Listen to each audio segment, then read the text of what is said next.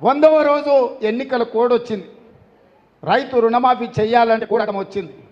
బ్యాంకుల్లో నువ్వు చేసిన పాపానికి 26,000 కోట్ల రూపాయలు ఈ 4 నెలల్లో నేను అప్పు కట్టాల్సి వచ్చింది. మిత్తి అసలు కిస్తులు కట్టాల్సి వచ్చింది.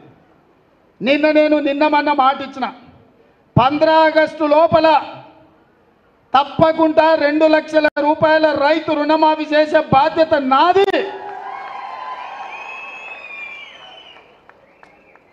సేవలాల్ సాక్షిగా, బావోజీ సాక్షిగా నేను మాట ఇస్తున్నా, 15 ఆగస్టు లోపల నేను మీ రైతు రుణమాఫీ చేస్తాను. హరీష్ రావు అంటున్నాడు నిన్న, చేయకపోతే రాజీనామా చేస్తావా అని.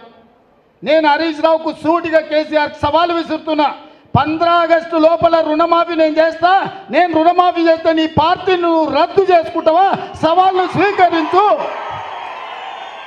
15 ఆగస్టు లోపల 2 లక్షల రుణమాఫీ చేసి చూపిస్తా.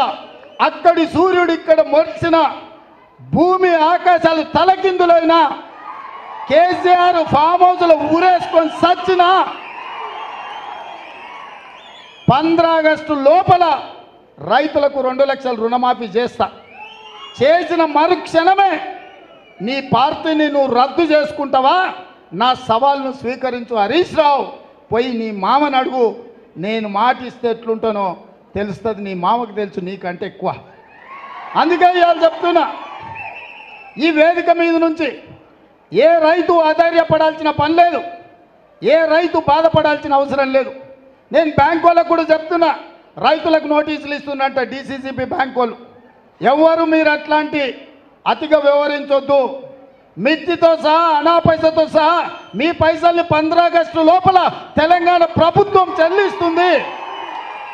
మీరు రైతులను ఎవరినైనా ఇబ్బంది పెట్టే కార్యక్రమం చేస్తే ఈ ప్రభుత్వం చూస్తూ ఊరుకోదని చెప్పి బ్యాంక్ అధికారులకు, కోఆపరేటివ్ బ్యాంకు అధికారులకు కూడా నేను స్పష్టంగా విన్నవిస్తున్నా.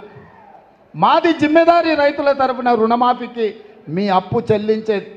15 ఆగస్టు లోపల నీకు అప్పు కడతాం. మా రైతుల పాస్ పుస్తకాలు విముక్తి చేసి ఇంటింటికి వాళ్ళ దగ్గరికి పంపించే బాధ్యత మా ప్రభుత్వం తీసుకుంటుంది.